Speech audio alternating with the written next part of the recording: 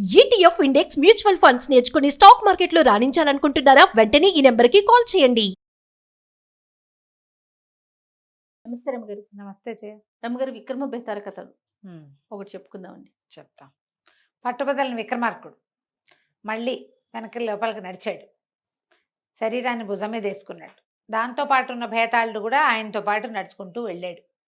కొంత దూరం వెళ్ళాక భేతాళుడు అది చెప్పాడు, నీకు ఎంత ఓపిక, ఇంత బాగా నడుస్తున్నావు, నీకు మార్గాయాసం తెలియకుండా ఒక మంచి కథ చెప్తాను అన్నాడు. ఏం చెప్పాడట? భరుకచ్చం అనే ఒక దేశంలో జిహ్వలుడని ఒక వైశ్య కుమారుడు ఉండేవాడు. చాలా గొప్ప వ్యాపారుల కుటుంబంలో పుట్టాడు అబ్బాయి. వాడికి 14-15 ఏళ్ళ నుంచి బిజినెస్ గోలే. ఎంత బిజినెస్ చేసేవాడు, ఎన్ని రకాలో. క్రమంగా వాడి బిజినెస్ ఇంట్రెస్ట్ ఎలా అయిందంటే అది తప్పిస్తే ఇంకేది లేదు. ఆ చుట్టుపక్కల వాడి వయసు పిల్లలంతా మగపిల్లలు ఆడపిల్లలు వెనకాల తిరుగుతుంటే వీడు బిజినెస్ వెనకాల పరిగెత్తేవాడు. మనం అలాంటి వాళ్ళని చూస్తాం. అవునవును కదా, అప్పుడిప్పుడో పెళ్లి చేసుకుంటారు వాళ్ళు. ఆ ఏజ్లో ఆడపిల్లల ఆసక్తులు అవి అందరికీ ఉండేటట్టుగా వీళ్ళకి డిటర్మైండ్గా ఉండే వాళ్ళకి ఉండవు. వాడు చాలా ఉత్సాహంగా చేసేవాడు. పెద్ద పెద్ద వాళ్ళు కూడా వాడి దగ్గరే సలహాలు తీసుకునేవాడు.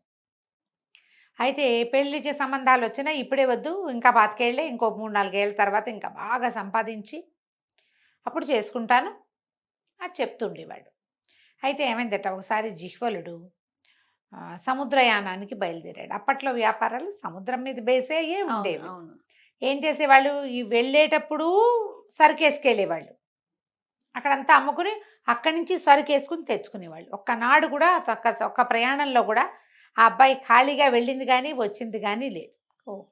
సరే, మొత్తానికి పడవ వెళ్ళారు, షిప్లో నౌకలో వెళ్ళేసరికి కొంత దూరం వెళ్ళేసరికి చాలా పెద్ద తుఫాన్ వచ్చి ఏదో ఒక పక్కకి లాక్కెళ్ళిపోయింది. ఆ తుఫాన్లో ఉండి ఉండి ఉండి వీళ్ళకి ఏమిటి, మధ్య మధ్యలో ప్లాన్ ప్రకారం వెళ్తే ద్వీపాల దగ్గర ఆగి తిండి నీళ్లు సమకూర్చుకునే వాళ్ళు. నౌకాయానంలో పద్ధతులు అవి. అదే అక్కడెక్కడో ఆగడం, మొత్తం డబ్బాలు, మంచినీళ్ళ డబ్బాలు, సారా పీపాలు అన్నీ నింపుకోవటం, ఫుడ్ కావాల్సినవన్నీ పెట్టుకోవటం, ఒక 15 రోజులు ప్రయాణం చేయటం, 15 రోజుల తర్వాత ఇంకో చోటకి చేరతాం. కొంచెం బఫరింగ్ ఉండేది, ఒక 3-4 రోజులు ఎక్స్ట్రాకి బఫరింగ్ ఉండగానే ప్లేస్కి చేరిపోయి అన్నీ మళ్ళీ పెట్టుకునేవాళ్ళు. వీళ్ళ దగ్గర బఫర్లు గిఫర్లు అన్నీ అయిపోయినాయి. అన్నీ అయిపోయి చివరికి ఏం చేయాలో తెలియని స్థితికి వచ్చాక వాళ్ళకి ఒక ద్వీపం కనపడింది. సరే, సరంగులు నావికులు ఏమన్నారు, ఇది కూడా ఏదో ద్వీపం ఉండి పచ్చగానో ఏదోగానో ఉంటుంది, ఏదైనా తిండి ఆహారం దొరుకుతుందేమో ప్రయత్నం చేయండి. తుఫాన్ తగ్గిపోయింది, కొద్దిగా దొరికినా మనకి ఇక్కడ మనం ఇంకో ప్రాంతానికి వెళ్ళేందుకు మనకు సరిపోతుంది అని చెప్పి నావికులు అందులోనే ఉండిపోయి ఇతని పరివారం, జిహ్వలుడు పరివారం మాత్రం అక్కడ దిగారు. దిగితే అది ఒక భయంకరమైన ఆటవికులు తెగ ఉండేటువంటి ద్వీపం. వాళ్ళు ఎడా పెడా బాణాలు బరిసెలు ఇంకేమిటో విసిరి కొట్టి వీళ్ళని లోపలికి రానివ్వకుండా సంహరించేశారు. ఈ గుంపు, జిహ్వలుడి గుంపు అంతా కకావికలైపోయి ప్రాణాలు అరచేతిలో పెట్టుకుని పారిపోయి జిహ్వలుడు కూడా ఓ పక్కకి ఎక్కడికో వెళ్ళిపోయాడు.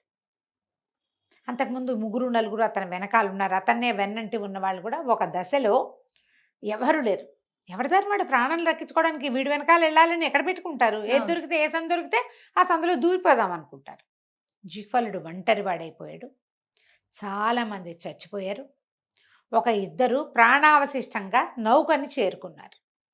వాళ్ళు కూడా ఒక పూట చూసి ఈ వచ్చిన వాళ్ళకి వైద్యం చేసుకుని ఇక్కడే ఉంటే అక్కడ ఉన్న వాళ్ళు ఇందులోకి వస్తే అంతేగా, చూసి చూసి ఎవరైనా వస్తారేమని వెయిట్ చేసి కూడా, అంటే ఈ దెబ్బలు తగిలి వచ్చిన వాళ్ళు రాగా ఇంకో 2 రోజులు ఉన్నారు, ఒక పూటన్నర అట్లా. సేఫ్ కాదని నావికులు పడవని తరలించుకుని వెళ్ళిపోయారు. జిహ్వలుడు ఈ ద్వీపంలో ఉండిపోయాడు. ఇతను పరిగెత్తి పరిగెత్తి పరిగెత్తి పరిగెత్తి పైకి ఎక్కడో ఒక గుహలాగా ఉన్న చోట పడిపోయాడు. ఆకలి దప్పులతోటి పడున్నాడు. జిహ్వలుడు 25 ఏళ్ళ వాడు. మనం ముందే చెప్పుకున్నాగా, వీడు నిత్యము వ్యాపారము అవి అంటే ఏంటి, పొద్దున్నే లేవటం, టైం ప్రకారం దుకాణాలకు వెళ్ళటం అవన్నీ అలవాటు ఉన్నవాడు. దానికోసం ఎర్లీ మార్నింగ్ లేచి ఎక్సర్సైజ్ చేసి చక్కగా పిల్లాడు దృఢంగా దార్ఢ్యంగా ఉన్నాడు మనిషి. ఈ పడిపోయి ఉన్నవాడు 2 రోజుల తర్వాత వాడికి మెలకు వచ్చింది. ఎవరో ఒక పిల్ల అక్కడ కూర్చుంది, ఒక 17-16 ఏళ్ల పిల్ల, చక్కగా ఉంది. ఆదివాసీ పిల్ల. అదే అక్కడున్న ఒక ఆటవిక జాతి వాళ్ళు ఉన్నారు కదా, ఆటవిక జాతి పిల్ల, ఆదివాసీ అనకూడదు, అదే ఆటవిక పిల్లే. ఆ పిల్లకి మామూలుగా వాళ్ళు ఏంటంటే కంటికి నచ్చిన వాడిని ఎన్నుకుని కాపురం చేసే పద్ధతి ఉన్నవాళ్ళు. వీడు బాగున్నాడు, నేవళంగా నాగరికంగా ఉన్నాడు. ఆ పిల్ల మంచినీళ్ళు తెచ్చిచ్చింది. అక్కడి నుంచి ఇతన్ని లేవదీసి, ఇతను ఇది ఒక మూలగా ఉన్న ఒక దాంట్లో దాక్కున్నాడు కదా, ఎవ్వరు ఆదివాసీలు ఈ ఆటవికులు ఎవరు రాని చోట్ల ఉన్నటువంటి ఒక కోనేరు దగ్గరికి తీసుకుపోయింది. వాడు అక్కడ మంచినీళ్ళు తాగి స్నానం చేసి ఆ పిల్ల తెచ్చిన పళ్ళు తిని అదేదో తేనె తెస్తే అది కాస్త పుచ్చుకొని భయంగానే చేసాడు. ఆ అమ్మాయి మళ్ళీ అతన్ని గుహలోకి తెచ్చి వదిలిపెట్టింది. రోజు వచ్చేది. ఆ నిష్కల్మషంగా ఉన్న ఆ పిల్లతో ప్రేమలో పడ్డాడు జిహ్వలుడు. ఇద్దరు రోజంతా కలిసి ఉండేవాళ్ళు, కలిసి కాపురం చేశారు. అది కోనేట్లో ఈతలు కొట్టేవాళ్ళు. ఎంత పంచప్రాణాలుగా ఉన్నాడో ఆ పిల్లంటే. ఒక పూట అది వెళ్తే మళ్ళీ రేపు కనపడదేమోనని దిగులు వచ్చేది. ప్రేమలో ఉన్నప్పుడు అలాగే ఉంటాయి కదా. 3 మాసాల తర్వాత బాగా ఓపిక వచ్చి ధైర్యం వచ్చాక ఏమన్నాడు, నువ్వు నాతో వచ్చేయకూడదా?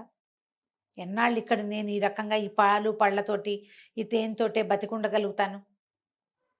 నా జీవితం వేరే, నువ్వు నాతో రా, నా ప్రాణాలు రక్షించావు, నువ్వు రాణిలాగా చూసుకుంటా నేను, వెళ్దామా అంటే సరే అమ్మాయి ఏమంది.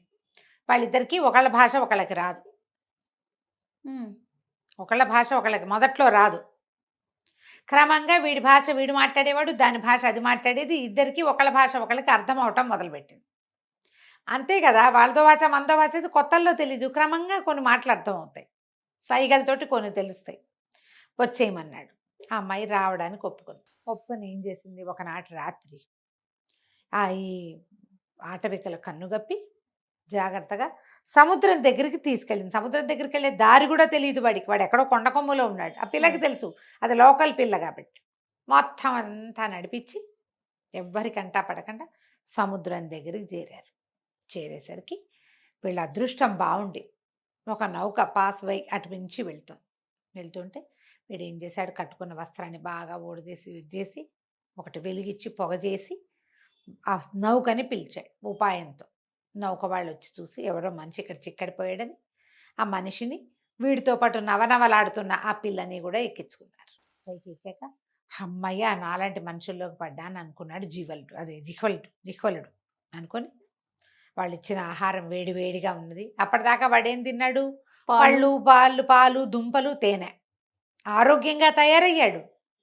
కానీ వాడు చిన్నప్పటి నుంచి తింటున్న ఆహారం కాదు అది, అది ఊరికే సైడ్ డిష్, అదే మెయిన్ కోర్స్ కాదు కదా.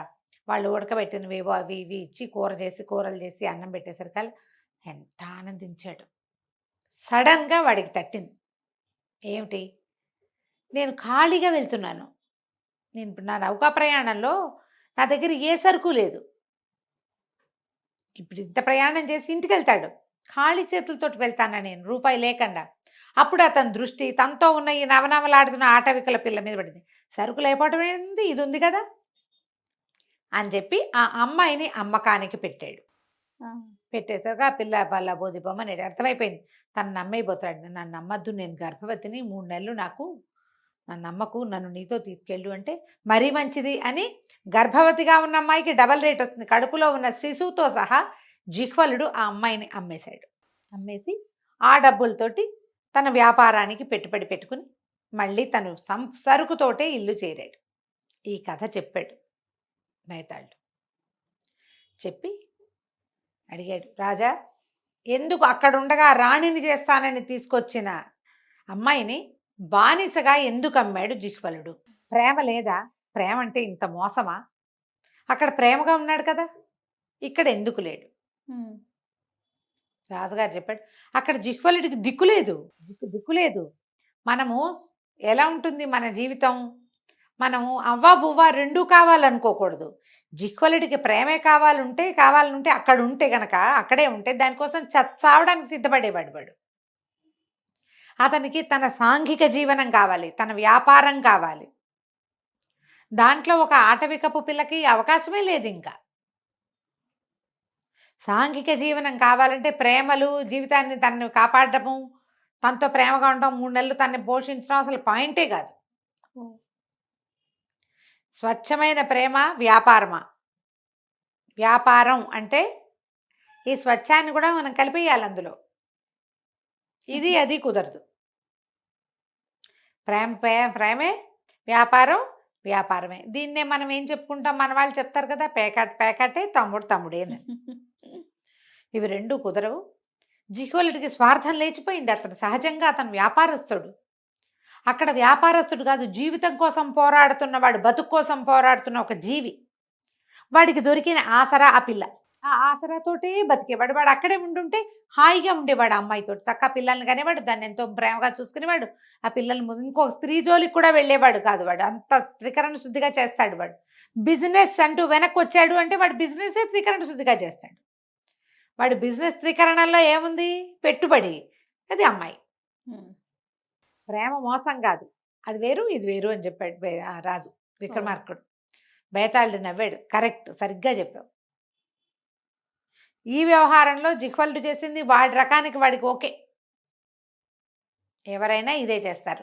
మనం పల్లెటూరి పిల్లల్ని ప్రేమించి తెచ్చుకుని సిటీలలో వాళ్ళతో ఇమడలేకుండా పోయిన కథలు ఎన్ని సినిమాల్లో చూసామో మనం. అవును, అలాంటి కథలకు మూలం ఇదే. 1958లో రాయబడిన కథ చేయ. 58లో. చూడు ఎంత బాగా చెప్పారు. ఎప్పుడైతే రాజుగారి మౌనభంగం అయిందో బేతాళుడు వెళ్ళిపోయాడు. శవంతో సహా వెళ్ళిపోయాడు. మళ్ళీ రాజుగారు లోపలికి నడవటం మొదలుపెట్టాడు. కథ కంచికి మనం ఇంటికి. రైట్ రవి గారు, నమస్తే. నమస్తే.